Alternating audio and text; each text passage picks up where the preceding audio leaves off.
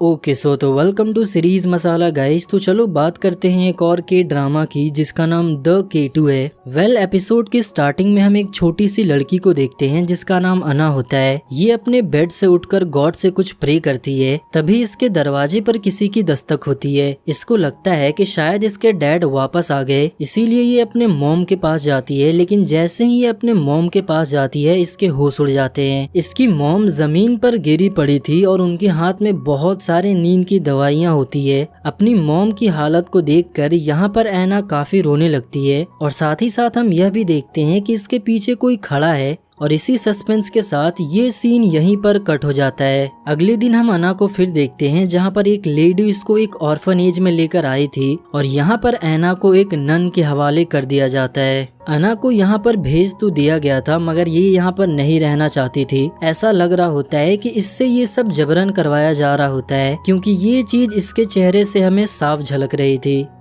इसी तरह वक्त गुजरता जाता है। ऐना इसी ऑर्फनेज में काफी बड़ी हो जाती है क्योंकि अब ये बड़ी हो गई तो इसको इस अनाथ आश्रम में नहीं रहना, इसीलिए एक दिन मौका पाकर ये यहाँ से भाग जाती है। अना नंगे पैर सड़क पर इधर से उधर भाग रही होती है, लोगों से मदद मांग रही होती है। ये बस भागते ही रहती है जैसे कि कोई इसका पीछा कर रहा हो। भागते भागते इसको कुछ कॉइन्स नजर आते हैं जो शायद किसी आदमी के गिर गए होंगे। ये आओ ना ताव देखती है, बस उन कॉइन्स को चुनने लगती है। आसपास के लोग इसको बेगर समझ रहे होते हैं, इसको पागल समझ रहे थे, मगर ये अपने कॉइन्स को चुनने में मग्न होती है। वहीं अगली सीन में हम इस ड्रामा के मेन कैरेक्टर को देखते हैं जिसका नाम जेहा है। हम इसको K2 भी कह सकते हैं।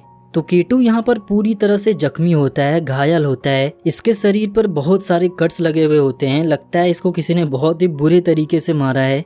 इसके साथ अभी क्या हुआ है ये तो हमें नहीं पता। ये अपने सारे जख्मों को साफ करके तैयार होकर यहाँ से निकलता है। रास्ते में लोग इसको परेशान भी करते हैं मगर ये उन पर ज्यादा ध्यान नहीं देता है। दूसरी तरफ हम अना को देखते हैं जो अभी तक भाग ही रही थी और इसने जिन कॉइन्स को सड़क से उठाया था उनसे ये एक टिकट खरीदती है और फिर यहाँ से भागने लगती है। तो अब हमें पता चलता है कि ये भाग नहीं रही है बल्कि इसको एक आदमी भगा रहा है जो शायद इसको पकड़ना चाहता हो। अना भागते भागते K2 से यानी कि जेहा से टकरा जाती है। ये जब देखती है कि ये कोरियन है तो ये इससे हेल्प मांगने लगती है, लेकिन ये बेचारा तो खुद ही परेशान होता है। इसको कुछ देर पहले हम लोगों ने पूरी तरह से घायल देखा था मगर अना इसके हाथ पैर पकड़कर इससे मदद मांग रही होती है कि ये इसको उस आदमी से बचाए। पहले K2 तो इस लड़की को इग्नोर करता है और वो आदमी जो अना के पीछे था वो अना को पकड़ ही लेता है। शायद ये आदमी अना को फिर से उसी ऑर्फनेज में लेकर जाना चाहता था, लेकिन यहाँ पर K2 आ जाता है क्योंकि अना ने इससे मदद मांगी थी। ये थोड़ी देर इस आदमी को रोकता है और अना को यहाँ से फिर भागने के लिए कहता है और K2 यहाँ पर इस आदमी को अच्छा सबक सिखाता है। दोनों के बीच में काफी शानदार फाइट होती है, लेकिन फाइनली K2 को यहाँ पता चलता है कि ये जिस आदमी को पीट रहा है वो तो पुलिस वाला है। बेचारा दूसरे की मदद करने के चक्कर में खुद ही फंस गया। अब ये यहाँ से जैसे तैसे करके भागना चाहता है, लेकिन फिर इसको रास्ते में अना मिल जाती है। अना इससे कह रही होती है कि तुम प्लीज मुझे मेरे डैड के पास लेकर चलो। ये दोनों यहाँ पर कुछ और ज्यादा बात कर पाते तभी यहाँ पर फिर से दो पुलिस वाले आ जाते हैं। एंड देन K2 एक बार फिर से अना को भागने के लिए कहता है और खुद उन पुलिस वालों से लड़ने के लिए चला जाता है। K2 फाइट में बहुत ही ज्यादा तेज है, ये तो हमें दिख ही रहा होता है। ये मिनटों में ही अपने अपोनेंट को मार गिराता है। खैर ये इन पुलिस वालों को मारकर यहाँ से निकल ही रहा होता है। जैसे ही ये बाहर आता है तो देखता है कि अना को फिर से उन लोगों ने पकड़ लिया है और एक बार फिर वो K2 से मदद मांग रही होती है, लेकिन इस बार K2 उसकी मदद नहीं करता है। टैक्सी पकड़कर एयरपोर्ट के लिए रवाना हो जाता है। उसको जाते हुए देखकर ऐना जोर जोर से रोने लगती है क्योंकि उस लड़के ने इसकी 2 बार मदद की थी। अगर तुमको समझ नहीं आ रहा है कि आखिर चल क्या रहा है तो डोंट वरी, धीरे धीरे कहानी अपने आप समझ में आने लग जाएगी।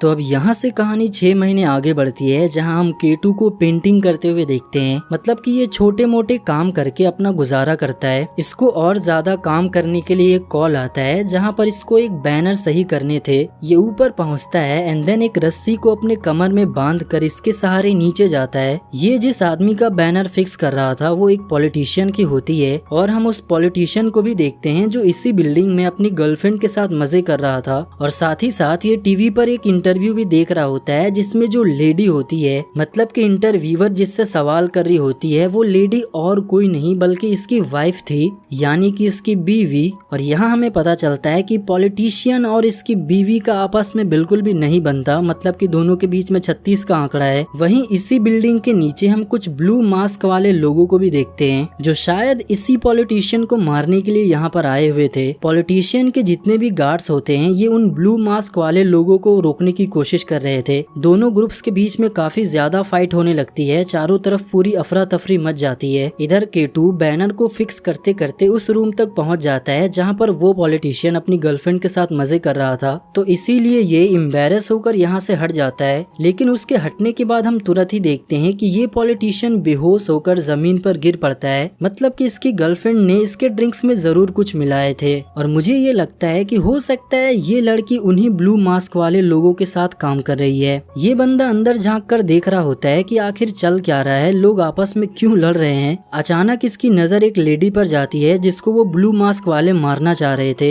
ये बाहर से ही उस बुढ़िया को हटने के लिए कह रहा था, मगर अफसोस वो लोग इसको भी मार देते हैं। अब इतना सब कुछ हो जाने के बाद इससे तो रहा नहीं जाता। ये बड़ी चालाकी से बिल्डिंग के कांच को तोड़कर बिल्डिंग के अंदर जाता है और एक एक को चुन चुन कर मारना स्टार्ट करता है। दरअसल यहाँ पर कुछ ऐसा हो रहा था, वो लड़की उस पॉलिटिशियन को एक्सपोज करना चाहती थी उसके न्यूड्स फोटो को वायरल करके, लेकिन केटू की वजह से ये लोग अपने मकसद में कामयाब नहीं हो पाते। थोड़ी देर बाद यहाँ पुलिस भी आ जाती है और मामला पूरी तरह से अंडर कंट्रोल हो जाता है। दूसरी तरफ उस पॉलिटिशियन की वाइफ का इंटरव्यू अभी तक चल ही रहा होता है। इंटरव्यूअर इससे काफी तीखे तीखे सवाल पूछ रही होती है, मगर ये उसके सभी सवालों को काउंटर कर रही होती है और ये ऐसा इंटरप्रेट कर रही थी जैसे कि ये अपने हस्बैंड का बहुत ही ज्यादा ख्याल रखती हो, लेकिन ऐसा कुछ भी नहीं था। ये अपने हस्बैंड की जरा भी इज्जत नहीं करती। इंटरव्यू खत्म होने के बाद वो पॉलिटिशियन इसको कॉल करता है और उस बैनर बॉय के बारे में जिक्र कर रहा होता है, यानी कि केटू के बारे में। दरअसल उस पॉलिटिशियन को ये लग रहा था कि इसकी बीवी ने ही इस बैनर बॉय को भेजा है मुझे मारने के लिए, क्योंकि उस होटल में केटू ने पहले ही बहुत खलबली मचा दी थी। लेकिन ये लेडी सोचती है कि मैंने तो ऐसा कुछ भी नहीं किया, मेरा हस्बैंड मुझ पर झूठा इल्जाम कैसे लगा सकता है। क्योंकि अब इल्जाम लग ही गया तो ये अपने सारे गार्ड्स को ऑर्डर देती है कि वो लोग उस बैनर बॉय को ढूंढे, और तो और जेएसएस का ग्रुप केटू को ढूंढने के लिए निकल भी जाता है। दूसरी तरफ जेएसएस का हेड जिनका नाम चीफ जो था, वो जब सीसीटीवी में केटू को फाइट करते हुए देखते हैं तो ये काफी हैरान हो जाते हैं। इनके रिएक्शन को देखकर हमें ये पता चलता है कि शायद ये केटू को पहले से ही जानते हैं कि वो कितना खतरनाक है, इसीलिए ये अपने सीनियर चीफ को मिशन अबॉर्ट करने के लिए कहते हैं, क्योंकि जो लोग केटू को ढूंढने गए हैं हो सकता है वो लोग जिंदा भी ना बचे। लेकिन इस बुड्ढे को मजाक लग रहा होता है कि एक अकेला आदमी पूरे ग्रुप्स को कैसे रोक सकता है। लेकिन जैसे ही जेएसएस की टीम केटू को ढूंढने के लिए उसके ठिकाने पर पहुंचती है, ये अचानक से इन लोगों के सामने आता है और लिटरली एक एक करके सबको मार गिराता है। सच में इसकी फाइटिंग स्किल काफी ज्यादा अच्छी है। ये फाइटिंग में बहुत ही ज्यादा एक्सपर्ट है। ये पूरे ग्रुप्स को अकेले ही मारकर धूल चटा देता है। थोड़ी देर बाद चीफ जो जब यहाँ पर पहुँचते हैं तो देखते हैं कि इसके ग्रुप्स के सभी मेंबर बेहोश पड़े हुए हैं, लेकिन साथ ही साथ इनको खुशी भी हो रही होती है कि चलो कोई मरा नहीं है। और अब दूसरी तरफ उस पॉलिटिशियन का उसकी बीवी से आमना सामना होता है, जहाँ पर उसकी बीवी उसको बताती है कि तुम्हारी बेटी ऑर्फनेज से भाग गई है। और हमें यहाँ पता चलता है कि ये पॉलिटिशियन और कोई नहीं बल्कि अना का ही फादर है, और ये लेडी और कोई नहीं बल्कि अना की स्टेप मदर है। अना के फादर उसकी स्टेप मदर से कह रहे होते हैं कि अगर अना को कुछ भी हुआ तो हमारे बीच जो भी कॉन्ट्रैक्ट है वो कैंसिल हो जाएगा। अब वो कॉन्ट्रैक्ट क्या है शायद वो हमें आगे पता चले। अगली सीन में हम अना को देखते हैं। ये लड़की एक बार फिर से भाग गई थी और अभी भी भाग ही रही थी। भागते भागते जब ये सड़क पर पहुंचती है, इसके चेहरे पर जब कार की फ्लैश लाइट पड़ती है तब इसको अपना बचपन का ट्रॉमा याद आने लगता है। ये फ्लैशबैक में देख रही होती है कि इसी ने अपनी मॉम को स्लीपिंग पिल्स दिए थे जिसकी वजह से उनकी जान चली गई। अना को काफी रिग्रेट हो रहा होता है कि कहीं इसकी मॉम इसकी वजह से तो नहीं मरी है। ये अपने आप को अपनी मॉम का कातिल मानती है और इससे इस बात का काफी ज्यादा दुख है। आगे हम अना के फ्लैशबैक में इसके बचपन के दिनों को देखते हैं। मतलब हम छोटी अना को देखते हैं जिस पर मीडिया ट्रायल चल रहा होता है। एक डॉक्टर और एक पुलिस ऑफिसर अना का इंटरोगेशन कर रहे होते हैं। इन लोगों को भी यही लग रहा होता है कि अना ने ही अपनी मॉम को मारा है, यानी कि उन्हें स्लीपिंग पिल्स दिया है जिसके ओवरडोज की वजह से उनकी जान चली गई। पुलिस ऑफिसर अना पर काफी दबाव बनाता है, इसे काफी फोर्स करता है। इसीलिए बाद में अना कन्फेस भी कर लेती है कि इसने ही अपनी मॉम को मारा है, मतलब कि उनको स्लीपिंग पिल्स दिया था। ये सारी चीजें अना सड़क पर खड़े होकर सोच रही होती है। ये जिस कार के सामने खड़ी थी वो एक फैशन डिजाइनर का कार होता है और वो फैशन डिजाइनर जैसे ही अना को देखता है वो इसकी खूबसूरती पर मर मिटता है, मतलब कि इसकी खूबसूरती का तारीफ करता है और जाते जाते अना का एक पिक्चर भी क्लिक कर लेता है। इतने सारे ट्रॉमा से गुजरने के बाद इसका दिमाग तो बिल्कुल हैंग हो जाता है। तभी यहाँ पर एक बुढ़िया आती है जो अना को रोड से साइड करती है, लेकिन स्टिल ये अपनी मदर को लेकर काफी ज्यादा परेशान थी। खैर, दूसरी तरफ हम केटू को देखते हैं जो अभी तक भाग ही रहा होता है। ये जहाँ भी पुलिस वालों को या फिर कैमरा देखता है तो अपनी नजरें चुराने लगता है। बाद में ये किसी मिलिट्री ऑफिसर का यूनिफॉर्म चुराता है और फिर वहाँ से भाग जाता है। अगली सीन में हम अना की स्टेप मदर यानी कि यूजिन को देखते हैं। ये अपने ऑफिसरों को काफी डांट रही होती है क्योंकि अभी तक इन लोगों ने केटू यानी कि बैनर बॉय का पता नहीं लगाया था। चीफ जो यूजिन को बता भी रहे होते हैं कि हम उसका पता नहीं लगा सकते क्योंकि वह ब्लैक स्टोन का बहुत ही शानदार फाइटर है। ब्लैक स्टोन शायद कोई ग्रुप होगा जहां से केटू को भगा दिया गया है और उन लोगों ने इसके खिलाफ एक वारंट भी जारी की है। और अफवाह तो ये भी फैला हुआ है कि उसका कनेक्शन आईएसआई से है। जहां यूजिन बैनर बॉय यानी कि केटू को लेकर काफी परेशान थी, वहीं पर इसकी असिस्टेंट इसको एक और मुसीबत ये बोलकर देती है कि अना को हम लोगों ने पकड़ तो लिया है मगर किसी फैशन डिजाइनर ने उसकी फोटो सोशल मीडिया पर वायरल कर दी है। यूजिन की मुसीबत अब डबल हो गई थी क्योंकि अगर ये इंटरनेशनल न्यूज बन गया तो अना के फादर जो एक प्रेसिडेंट कैंडिडेट हैं उनकी इमेज खराब हो सकती है। यहाँ तक कि असिस्टेंट यूजिन को ये सजेस्ट करती है कि हमें अना का काम तमाम कर देना चाहिए ताकि सारा मामला अपने आप ही खत्म हो जाए, मगर यूजिन इस पे ही भड़कने लगती है क्योंकि अना के जरिए ही ये उसके फादर को कंट्रोल कर पाती है और उसको लेकर दोनों के बीच में कोई कॉन्ट्रैक्ट डील भी चल रहा है। अना के फादर को भी जो होने वाले प्रेसिडेंट है उनको भी अपनी बेटी की काफी फिक्र होती है। अभी इलेक्शन की वजह से ये उसकी देखभाल नहीं कर पा रहे हैं,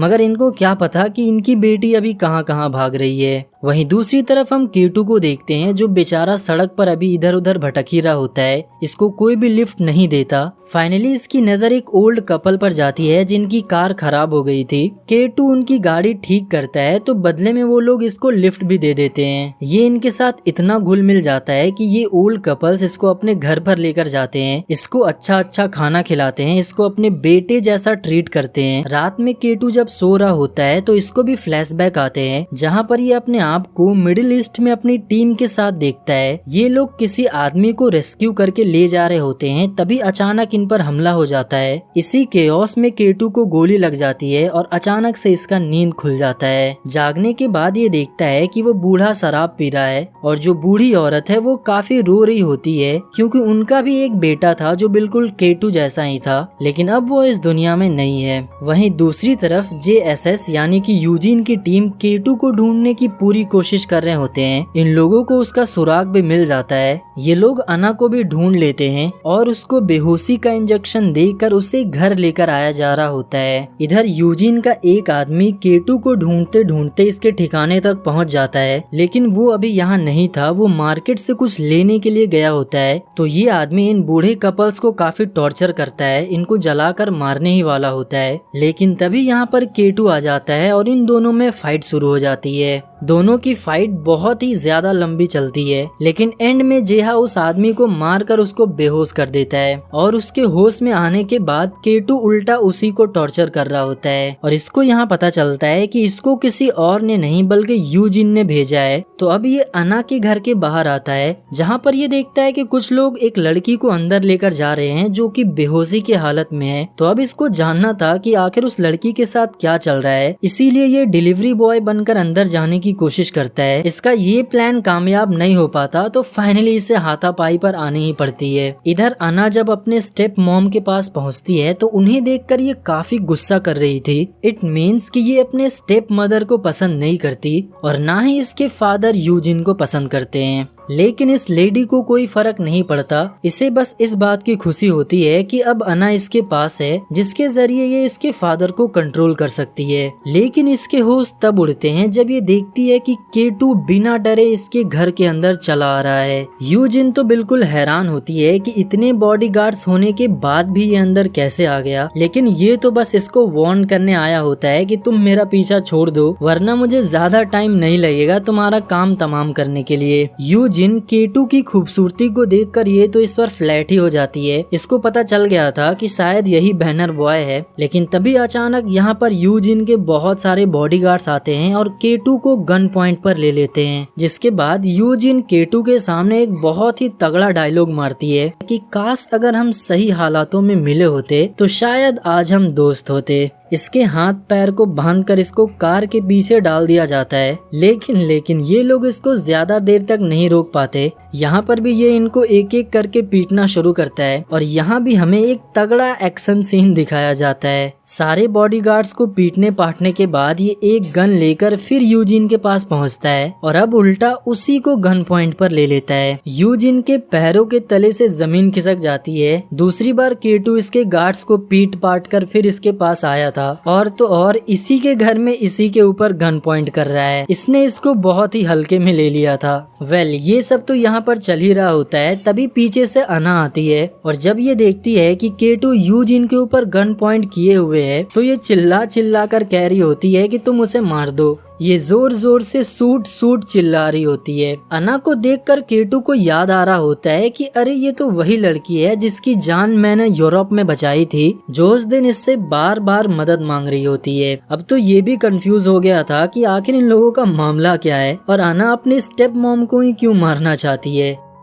हालांकि ऐसा कुछ भी नहीं होता है। केटू यूजिन को नहीं मारता और अना की मेड उसको उसके रूम में लेकर चली जाती है। ये सब देखने के बाद केटू कहता है कि चलो मेरे अलावा कोई और भी है जो तुम्हारी मौत चाहता है। यूजिन के सारे बॉडीगार्ड्स एक बार फिर से केटू को गन पॉइंट पर ले लेते हैं, लेकिन अब वो लोग इसका कुछ भी नहीं बिगाड़ सकते क्योंकि यूजिन इसके कब्जे में थी। ये जैसा चाह रहा होता है वो लोग वैसा ही कर रहे होते हैं। यूजिन से कहकर ये सारे बॉडीगार्ड्स को यहाँ से बाहर भेज देता है। एंड देन उन सब के जाने के बाद हमें यहाँ एक और ट्विस्ट देखने को मिलता है। केटू ने चुपके से यहाँ पर एक फोन प्लेस कर दिया था जिसमें इसके और यूजिन के सारे कन्वर्सेशन रिकॉर्ड हो गए थे। मतलब कि अब इसके पास एक स्ट्रॉन्ग एविडेंस है जिसके जरिए ये यूजिन को काबू में कर सकता है। फोन में जितने भी एविडेंस होते हैं केटू उन सबको 24 आवर्स पर सेट कर देता है। मीन्स की 24 आवर्स के अंदर वो सारे एविडेंस मीडिया को पहुँच जाएंगे और तो और ये फोन को भी डिस्ट्रॉय कर देता है ताकि वो लोग कोई चालाकी ना कर पाए। दूसरी तरफ अना के फादर यानी कि होने वाले प्रेसिडेंट को भी पता चलता है कि किसी ने यूजिन को उसके घर पे ही हॉस्टेज बना लिया है और इनकी भी चिंताएं बढ़ने लगती है। इधर केटू यूजिन को गन पॉइंट पर बाहर लेकर आता है और उससे ही कार ड्राइव करने को कहता है और फिर ये दोनों निकल जाते हैं एक लंबी राइड पर। खैर यूजिन के जितने भी बॉडीगार्ड्स होते हैं वो भी केटू के पीछे जाने लगते हैं, जिसमें से उसकी असिस्टेंट भी थी। इधर कार में इन लोगों का नेगोशिएशन चल रहा होता है कि तुम्हें जितने भी पैसे चाहिए यूजिन उसका डबल इसको देगी। इधर अना के फादर घर पहुंचते हैं यह जानने के लिए अना ठीक है या नहीं, लेकिन जैसे ही अना अपने फादर को देखती है वो डर कर अपने कमरे में चली जाती है। शायद वो अपने फादर से नाराज है या फिर उनसे बात नहीं करना चाहती या फिर कोई और भी वजह हो सकता है जो शायद हमें आगे पता चले। जब इनको पता चलता है कि अना बिल्कुल ठीक है तब इनकी जान में जान आती है, भले ही यूजिन भाड़ में जाए।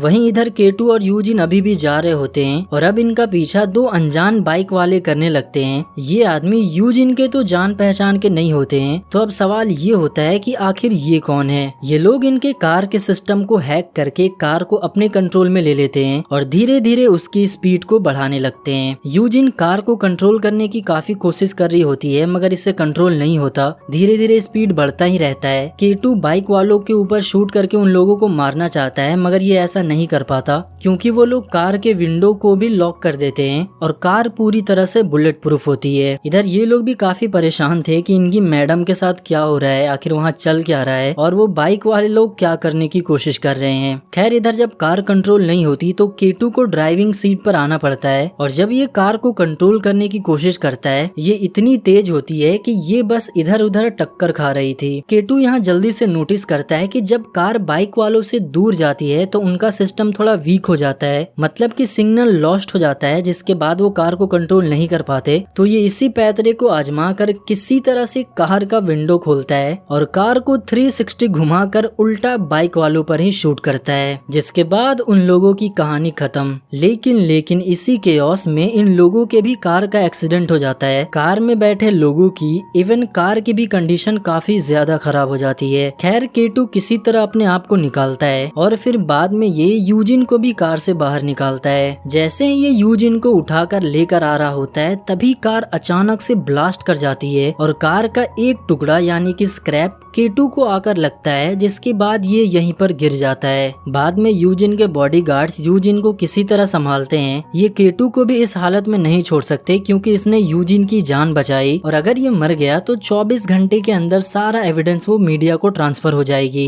तो अब इन लोगों को ना चाहते हुए भी केटू को बचाना पड़ता है। आगे हम देखते हैं जब केटू हॉस्पिटल में होता है तो इसको अपने पिछले दिन याद आ रहे होते हैं जब ये मिडिल ईस्ट में अपनी गर्लफ्रेंड रामिया के साथ था। केटू और रामिया शायद एक दूसरे को बहुत ही अच्छे तरीके से जानते हैं। यहाँ केटू रामिया से कह रहा होता है कि इसे अब यहाँ पर नहीं रहना, मतलब कि अब इसका काम करने का मन नहीं है, ये वापस कोरिया जाना चाहता है और साथ ही साथ ये रामिया को भी अपनी वाइफ बनाकर इसको अपने साथ लेकर जाना चाहता है, मतलब कि ये दोनों शादी करना चाहते हैं। लेकिन प्रेजेंट में हमने देखा कि रामिया तो इसके साथ नहीं है, शायद ये कहानी हमें बाद में पता चले। इन्हीं सब बातों को याद करके केटू को होश आता है, जहाँ पर ये अपने आप को हॉस्पिटल बेड पर पाता है। उन लोगों ने इसको यहाँ पर बांध के रखा था ताकि ये भाग ना पाए और न्यूज में इन लोगों के ही एक्सीडेंट की खबर चलाई जा रही होती है क्योंकि अटैक होने वाले प्रेसिडेंट की वाइफ के ऊपर हुआ था। तो ये कोई आम बात नहीं थी, लोग इसको टेरर अटैक से भी लिंक कर रहे होते हैं और तो और ऑपोजिशन पार्टी को भी इसका जिम्मेदार ठहराया जा रहा होता है। इधर हॉस्पिटल में यूजिन बिल्कुल ठीक होती है, इससे यहाँ पर मिलने के लिए इसका भाई आता है जिनका नाम चॉय था। ये इसको सलाह दे रहा होता है कि ये ऑपोजिशन वालों का ही काम होगा। तो होने वाले प्रेसिडेंट साहब इसी को मुद्दा बनाकर पब्लिक का पूरा सिंपैथी लूटते हैं और बेचारी भोली भाली जनता इसकी बातों पर यकीन भी कर रही होती है। इनको तो पता भी नहीं होता है कि आखिर ये सब किसने करवाया है, मगर इलेक्शन है तो ये सब तो चलता ही रहेगा। दूसरी तरफ चीफ जो जेएसएस के हेड थे वो केटू को एक आइडेंटिटी कार्ड देते हैं जिसमें इसका नाम जेहा होता है और इसे बॉडीगार्ड की नौकरी ऑफर कर रहे होते हैं। मीन्स कि इसको यूजिन का बॉडीगार्ड बन जाना चाहिए, जिसके बाद इसको इधर उधर भागना भी नहीं पड़ेगा। इसके सर के ऊपर जितना भी इल्जाम है वो सारे हट जाएंगे, मतलब कि सारे गुनाह माफ, क्योंकि ये लोग पावरफुल आदमी है। और एक बार अना के फादर प्रेसिडेंट बन गए तो मिडिल ईस्ट में इसके साथ जो नाइंसाफी हुई थी केटू उसका भी बदला अपने दुश्मनों से ले पाएगा। इतने सारे ऑफर देने के बाद भी ये बंदा नहीं मानता और चीफ जो के ऑफर को ठुकरा कर यहाँ से चला जाता है। इधर हम देखते हैं ओपोजिशन पार्टी के लीडर पार्क वॉन शू को, क्योंकि इनकी इमेज को डिस्ट्रॉय किया जा रहा होता है तो ये खुद ही यूजिन से मिलने के लिए आ जाते हैं और यूजिन से मिलने के बाद ये जिस लिफ्ट से बाहर जा रहे होते हैं उसी लिफ्ट से केटू भी बाहर जा रहा था। पता नहीं पार्क वॉन शू को देखने के बाद केटू को क्या हो जाता है, ये काफी ज्यादा घबरा जाता है और इसके फ्लैशबैक में हम देखते हैं कि किसी ने रामिया को मार दिया है। रामिया जो इसकी गर्लफ्रेंड थी जिससे ये शादी करने वाला था।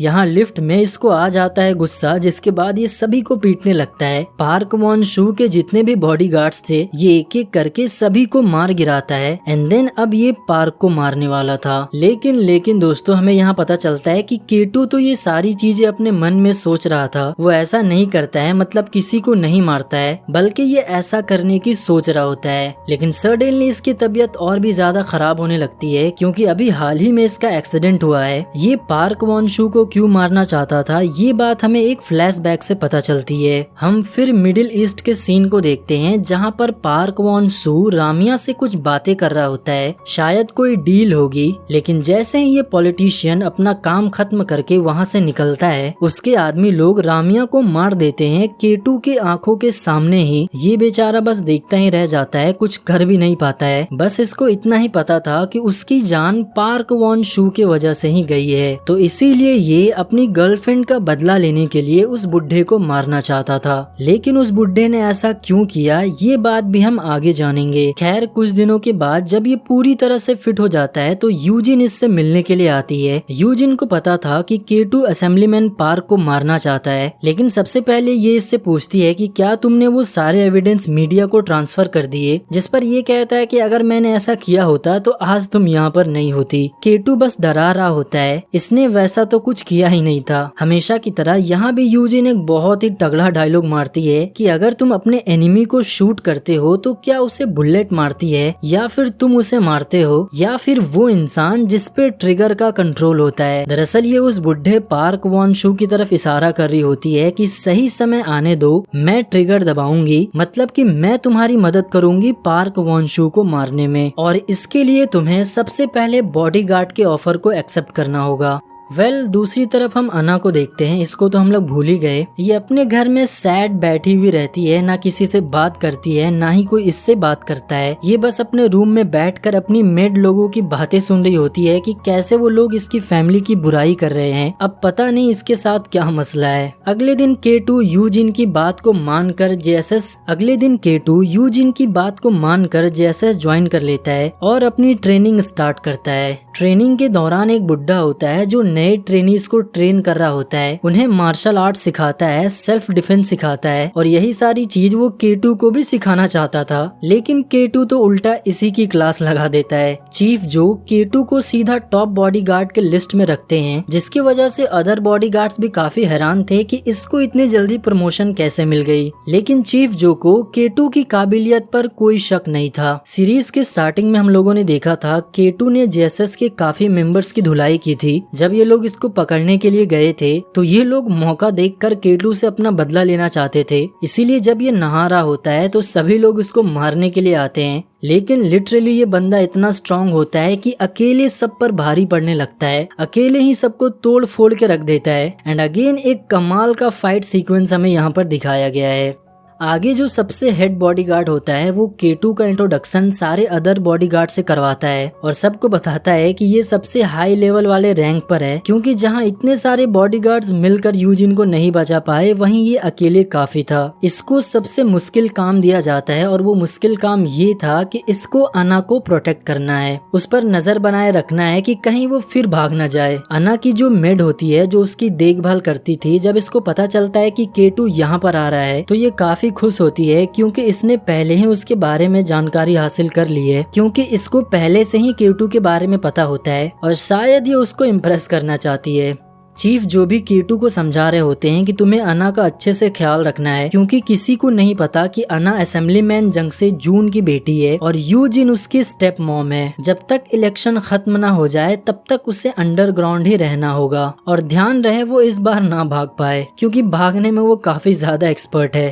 अब ये अना के घर पहुँचता है, जहाँ पर अना की मेड काफी सज धज के तैयार होती है, जैसे कि ये अना के लिए नहीं बल्कि इसके लिए ही आया हो। लेकिन केटू इसको जरा भी भाव नहीं देता। वहीं हम अना को देखते हैं जो चुपके चोरी केटू को देख रही होती है और मन ही मन कह रही होती है तो ये है मेरा नया बॉडीगार्ड। यहाँ पर ये थोड़ा हैरान भी होती है, क्योंकि ये तो इससे पहले भी मिल चुकी है। केटू को अना के बारे में हर छोटी से छोटी डिटेल बताई जा रही होती है, जैसे कि वो लोगों से कम बात करती है और हेवी लाइट और फ्लैश लाइट को देखकर ये काफी ज्यादा ट्रिगर हो जाती है। उसको रात में ही घूमना ज्यादा पसंद है और भी बहुत सारी चीजें। और फाइनली अब इसको सीसीटीवी मॉनिटर के हवाले कर दिया जाता है ताकि ये यहीं से 24/7 अना पर नजर रखे। लेकिन जो अना की मेड होती है वो केटू को इम्प्रेस करने के लिए अपने कपड़े काफी छोटी कर लेती है, ये सोचकर कि वो शायद सीसीटीवी से इसको ही देख रहा हो। लेकिन सीसीटीवी पर तो इसको देखकर कोई और ही मजे ले रहा होता है।